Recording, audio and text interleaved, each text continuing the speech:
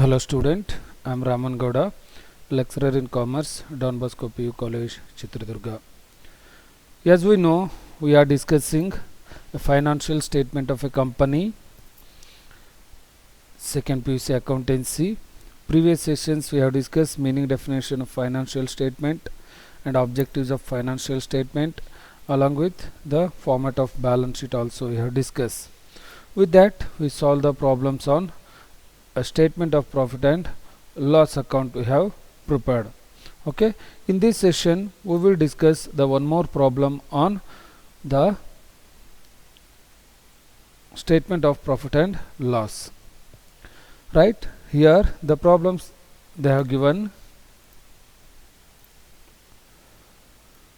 From the following balance, prepare statement of profit and loss for the year ending 31st March 2018 as per schedule 3 of Companies Act 2013. Okay, ನಾನು ನಿಮ್ಗೆ ಹೇಳಿದಾಗೆ ಇದು 6 ಮಾರ್ಕ್ಸ್ಗೆ ಎಕ್ಸಾಮಿನೇಷನ್ಸ್ದಲ್ಲಿ ಕೊಡ್ತಾರೆ. Okay, as per the schedule 3 companies act 2013 ಅಂತಲೇ ಕೇಳ್ತಾರೆ. Okay, ಹಾಗಾಗಿ ಇಲ್ಲಿ ಕೂಡ ಪ್ರಾಬ್ಲಮ್ಮು ಹಾಗೇ ಇದೆ. ರೈಟ್, ಪರ್ಟಿಕ್ಯುಲರ್ಸ್ ಇದೆ, ರುಪೀಸ್ ಕೊಟ್ಟಿದ್ದಾರೆ, ಸೇಲ್ಸ್ ಇದೆ, it is 10 lakh, cash purchase it is 2 lakh, credit purchase 4 lakh, purchase return 20,000, power and fuel 30,000, consumption of stores 50,000, interest on bank loan 30,000, and tax is 30%. This is the problem they have given. Okay, we have to prepare the profit and loss for the year ending 31st/3/2018 under the schedule 3 Companies Act 2013. Okay, we will prepare very simple. Okay, 6 ಮಾರ್ಕ್ಸ್ಗೆ ಎಕ್ಸಾಮಿನೇಷನ್ಸ್ದಲ್ಲಿ ಕೇಳ್ತಾರೆ. Okay, statement of profit and loss for the year ending 31st/3/2018. Okay,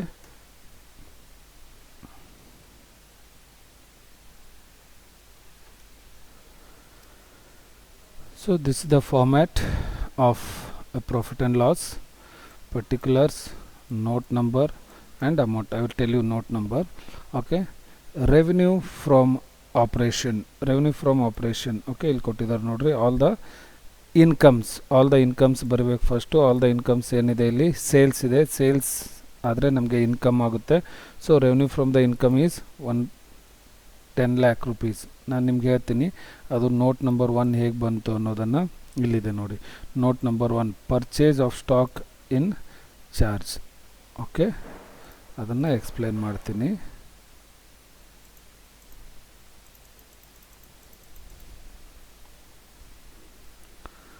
okay, note number 1 ಇದೆ ಇಲ್ಲಿ, purchase of stock in trade. Okay, next is ಏನಿದೆ ಇಲ್ಲಿ revenue from operation. Okay, it is 10 lakh rupees. Other income ಕೊಟ್ಟಿಲ್ಲ, format ಇದೆ, so it is 0 and total revenue is it is 10 lakh rupees. Next one is after income. Next is the expenses, income minus expenses. Okay, profit before tax ಸಿಗುತ್ತೆ. ಅಲ್ಲಿ ಟ್ಯಾಕ್ಸನ್ನು less ಮಾಡಿದರೆ ನಮಗೆ profit after tax ಸಿಗುತ್ತೆ simple ಆಗಿ. Okay, ಇಲ್ಲಿ ಕೂಡ ಏನಿದೆ total revenue ನಮಗೆ 10 lakh rupees. ಎಕ್ಸ್ಪೆನ್ಸಸ್ ಇದೆ ಇಲ್ಲಿ, expenses purchase stock in trade. Okay, purchase stock in trade ಎಷ್ಟಿದೆ, ಇದು 5,80,000 ಬರುತ್ತೆ. ಆ 5,80,000 ಹೇಗೆ ಬರುತ್ತೆ ಅನ್ನೋದನ್ನು ನಾನು ತೋರಿಸ್ತೀನಿ ನೋಡಿ ನಿಮ್ಗೆ. ಇಲ್ಲಿ 5,80,000 ಹೇಗೆ ಬರುತ್ತೆ ಅಂತ ಹೇಳಿದ್ರೆ purchase of stock in trade.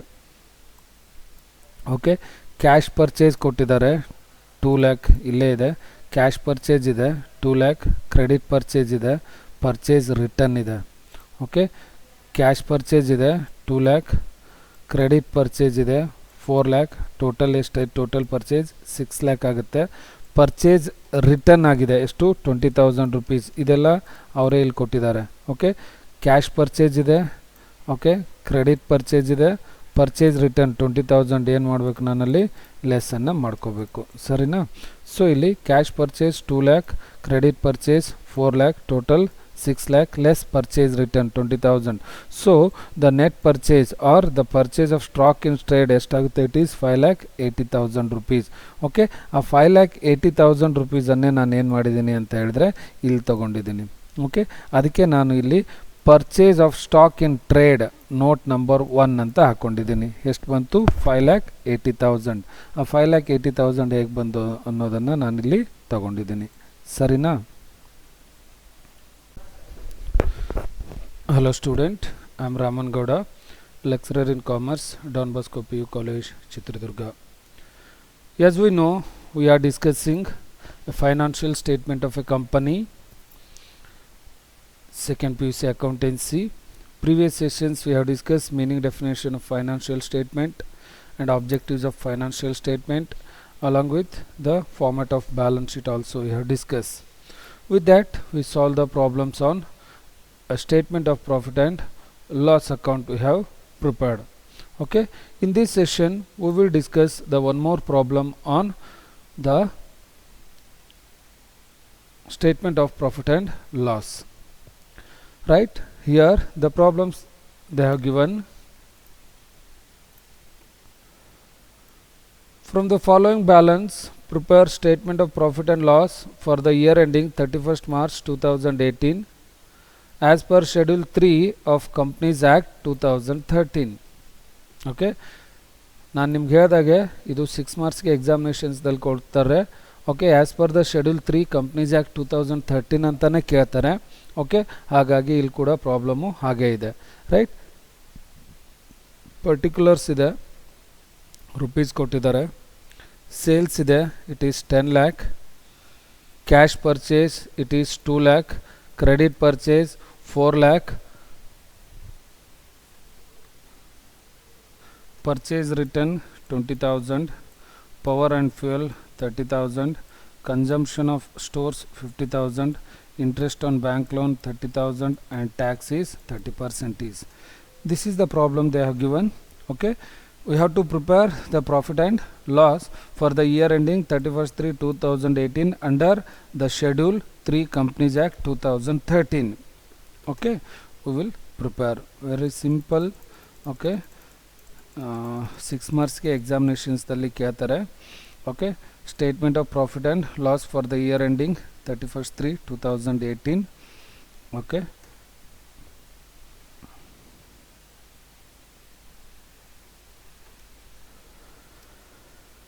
so this is the format of a profit and loss: particulars, note number and amount. I will tell you note number. Okay, revenue from operation, revenue from operation. Okay, ಇಲ್ಲಿ ಕೊಟ್ಟಿದ್ದಾರೆ ನೋಡ್ರಿ, all the incomes ಬರಬೇಕು first. All the incomes ಏನಿದೆ ಇಲ್ಲಿ, sales ಇದೆ, sales ಆದರೆ ನಮಗೆ income ಆಗುತ್ತೆ. So revenue from the income is 10 lakh rupees. ನಾನು ನಿಮ್ಗೆ ಹೇಳ್ತೀನಿ ಅದು ನೋಟ್ ನಂಬರ್ 1 ಹೇಗೆ ಬಂತು ಅನ್ನೋದನ್ನು. ಇಲ್ಲಿದೆ ನೋಡಿ, note number 1 purchase of stock in charge. Okay, ಅದನ್ನು ಎಕ್ಸ್ಪ್ಲೇನ್ ಮಾಡ್ತೀನಿ.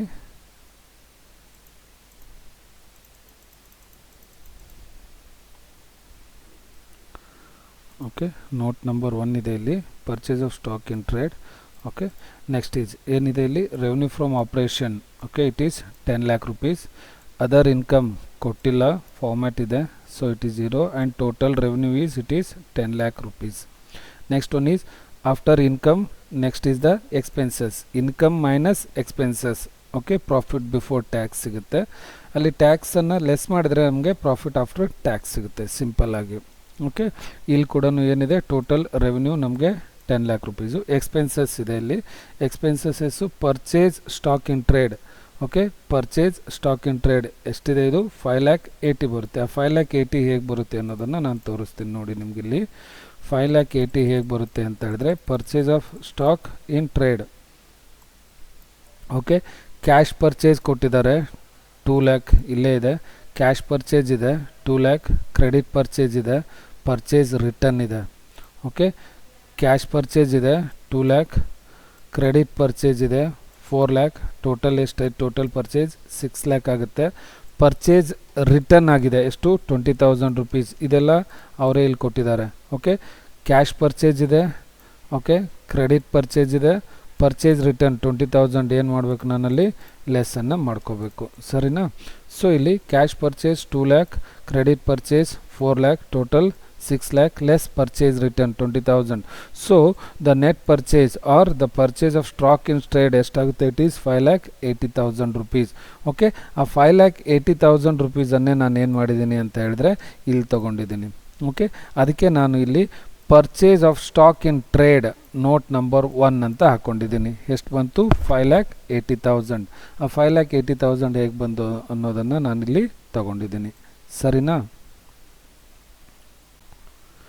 ಸೊ 5,80,000 ಆದಮೇಲೆ ನೆಕ್ಸ್ಟು ಫಿನಾನ್ಸ್ ಕಾಸ್ಟ್. ಫಿನಾನ್ಸ್ ಕಾಸ್ಟನ್ನು ನಾನು ನೋಟ್ ನಂಬರ್ ಎಷ್ಟು ಬಂದಿದೆ ಫಿನಾನ್ಸ್ ಕಾಸ್ಟ್ ಇಲ್ಲಿ? ಓಕೆ, 30,000 ಇದೆ. 30,000 ಹೇಗೆ ಬಂತು ಅನ್ನೋದನ್ನು ಎಕ್ಸ್ಪ್ಲೇನ್ ಮಾಡ್ತೀನಿ ನೋಡಿ. ಫಿನಾನ್ಸ್ ಕಾಸ್ಟನ್ನು ನಾನು ನೋಟನ್ನು ಬರ್ಕೊಳ್ಳೇಬೇಕು. ನೋಟ್ ನಂಬರ್ ಫಿನಾನ್ಸ್ ಕಾಸ್ಟ್ ಎಷ್ಟಿದೆ? ಇಂಟ್ರೆಸ್ಟ್ ಆನ್ ಬ್ಯಾಂಕ್ ಲೋನ್ 30,000 ಇದೆ, ಟೋಟಲ್ 30,000. ಓಕೆ, ಏನಂತ ತಗೋಬೇಕು? ಫೈನಾನ್ಸ್ ಕಾಸ್ಟ್ ಅಂದರೆ ನಾನು ಇಂಟ್ರೆಸ್ಟ್ ಪೇ ಮಾಡೋದಾಗಿರ್ಬೋದು ಅಥವಾ ಬಾರೋಯಿಂಗ್ ಮಾಡೋದಾಗಿರ್ಬೋದು, ಅದೇನಾಗುತ್ತೆ ನನಗೆ ಇಂಟ್ರೆಸ್ಟ್ ಆನ್ ಬ್ಯಾಂಕ್ ಲೋನ್ ಎಷ್ಟು? 30,000 rupees. ಓಕೆ, ಫೈನಾನ್ಸ್ ಕಾಸ್ಟ್ ಅಂತ ತೊಗೋತೀನಿ, ಅದನ್ನು 30,000 rupees ಇದೆ. ಅದರ್ ಕಾಸ್ಟ್ ಕೊಟ್ಟಿಲ್ಲ ಆಗಿ ಓನ್ಲಿ 30,000. ನೆಕ್ಸ್ಟ್ ಅದರ್ ಎಕ್ಸ್ಪೆನ್ಸಸ್ ಇದೆ. ಓಕೆ, 80,000 ಇದೆ. ಅದರ್ ಎಕ್ಸ್ಪೆನ್ಸಸ್ ಯಾವುದು ಇಲ್ಲಿ? Okay, power and fuel consumption of stores 50,000 plus 30,000. ಅದನ್ನು ನಾನು ನೋಟ್ ನಂಬರ್ 3 ಅಂತ ಹಾಕ್ಕೊಂಡಿದ್ದೀನಿ. ಇಲ್ಲಿ ನೋಟ್ ನಂಬರ್ 3 ಅಂತ ಹಾಕ್ಕೊಂಡು ಈ ರೀತಿ ಬರಿಬೇಕು. Okay, note number 3 other expenses ಯಾವುದು? Power and fuel 30,000, consumption of stores 50,000 rupees, total is 80,000 rupees. Power and fuel ತೊಗೊಂಡು ಓಕೆ, ಅದ್ರ ಕನ್ಸಂಪ್ಷನ್ ಆಫ್ ಸ್ಟೋರ್ಸ್ ಏನು ಕೊಟ್ಟಿದ್ದಾರೆ ಅದು ಅದರ್ ಎಕ್ಸ್ಪೆನ್ಸಸ್ಗೆ ತೊಗೋತೀನಿ. ಸೊ ಅದರ್ ಎಕ್ಸ್ಪೆನ್ಸಸ್ ಎಷ್ಟಾಗುತ್ತೆ ನನಗೆ? It is 80,000 rupees. Okay, total expenses ಎಷ್ಟಾಯಿತು ನನಗೆ? 5,80,000 ಪ್ಲಸ್ 30,000 ಪ್ಲಸ್ 80,000. ಓಕೆ, ಎಷ್ಟು? 5,80,000 ಪ್ಲಸ್ 30,000 ಪ್ಲಸ್ 80,000. ಓಕೆ, ಟೋಟಲ್ ಎಷ್ಟಾಗುತ್ತೆ ನಮಗೆ? It is 6,90,000 rupees. Okay, the total expenses is 6,90,000 rupees. Okay, 6,90,000 rupees.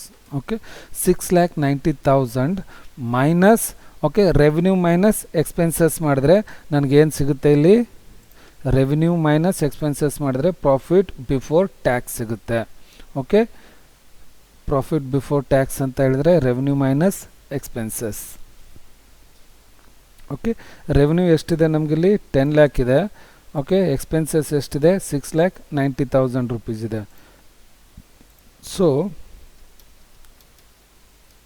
10 lakh minus 6,90,000 rupees. Okay, is equal to ಎಷ್ಟು ಬರುತ್ತೆ? 3,10,000 rupees. Okay, 3,10,000. Okay, 3,10,000 rupees. So that 3,10,000 rupees is called as the profit before tax. It is profit before tax. Okay, next ಅದಾದಮೇಲೆ tax ಕೊಟ್ಟಿದ್ದಾರೆ. ಇಲ್ಲಿ tax ಎಷ್ಟು percentage ಇದೆ ನಮಗಿಲ್ಲಿ? 30% tax ಕೊಟ್ಟಿದ್ದಾರೆ. ಅದನ್ನು ಲೆಸ್ ಮಾಡಿಕೊಂಡ್ರೆ ಓಕೆ, ಪ್ರಾಫಿಟ್ ಬಿಫೋರ್ ಟ್ಯಾಕ್ಸ್ 3,10,000, ಅದಕ್ಕೆ 30%. ಓಕೆ, ಇಲ್ಲಿದೆ ನೋಡಿ 3,10,000. ಓಕೆ, 30% ತೆಗೆದ್ರೆ ಇಟ್ ಈಸ್ 93,000. ಹೇಗೆ ಬರುತ್ತೆ? It is 3,10,000 into 30 divided by 100. Okay, ಎಷ್ಟು ಸಿಗುತ್ತೆ ನಮಗೆ? It is 93,000 rupees. ಓಕೆ, 93,000ದಲ್ಲಿ ಓಕೆ 93,000 ಏನಾಗುತ್ತೆ ನಮಗೆ? That 93,000 is called as the a tax. Okay, this 93,000 is called as the tax. So profit after tax, it means 3,10,000 minus 93,000. Okay, how much I will get? Okay, I will get it is 2,17,000. okay, 2,17,000. 3,10,000 minus 93,000, okay, it is 2,17,000. That 2,17,000 is called as the profit for the year 2018. For the year ending 31st/3/2018 it is 2,70,000 rupees. Okay, like this we will solve the problems. Okay, ಇಲ್ಲಿ ನೋಟನ್ನು ನಾವು ಕಂಪ್ಲೀಟಾಗಿ ಬರೀಲೇಬೇಕಾಗುತ್ತೆ. ಎಕ್ಸಾಮಿನೇಷನ್ಸ್ದಲ್ಲಿ ಕೂಡ ನೋಟನ್ನು ನಾವು ತೋರಿಸ್ಲೇಬೇಕು. ಇದು format simple ಇದೆ, simple ಫಾರ್ಮ್ಯಾಟನ್ನು ಹೇಳ್ತೀನಿ ನೋಡಿ. ಏನು ಬರಿತೀವಿ ಅಂತ ಹೇಳಿದ್ರೆ ನೋಡಿ, ಫಸ್ಟ್ ಇಲ್ಲಿ ರೆವಿನ್ಯೂ ಇದೆ, ನಾನಿಲ್ಲಿ ಬರ್ದು ತೋರಿಸ್ತೀನಿ ನಿಮಗೆ. Okay, total revenue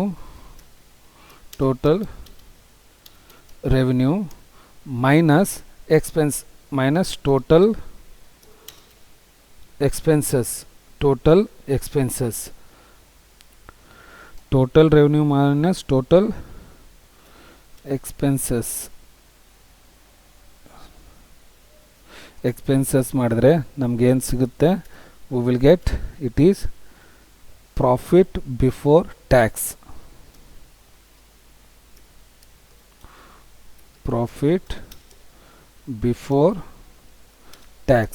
okay, profit before tax ಸಿಗುತ್ತೆ. So okay, next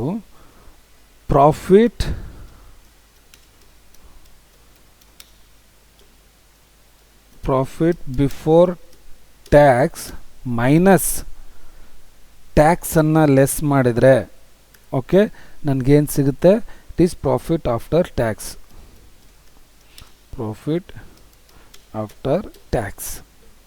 understood what I am saying? This is formula. Okay, ಇದನ್ನು ನೀವು ನೆನ್ಪಿಟ್ಕೋಬೇಕು. ಏನಿದೆ ನೋಡಿ, ಇಲ್ಲಿ ಏನಿದೆ? ಟೋಟಲ್ ರೆವಿನ್ಯೂ ಇದೆ. ಸೊ ರೆವಿನ್ಯೂದಲ್ಲಿ ಎರಡು ಬರುತ್ತೆ, ಒಂದು revenue from the operation and other income. Total revenue ಬಂತು ನಮಗಿಲ್ಲಿ. ಆ total revenue minus expenses. Total ಎಕ್ಸ್ಪೆನ್ಸಸ್ದಲ್ಲಿ ಯಾವ್ಯಾವ್ದು ಬರುತ್ತೆ? Purchase in stock in trade, finance cost and other expenses ಇದೆ. ಓಕೆ, ಇವು ಮೂರು ಆ್ಯಡ್ ಮಾಡಿದರೆ ನನಗೆ ಟೋಟಲ್ ಎಕ್ಸ್ಪೆನ್ಸಸ್ ಎಷ್ಟು ಬರುತ್ತೆ?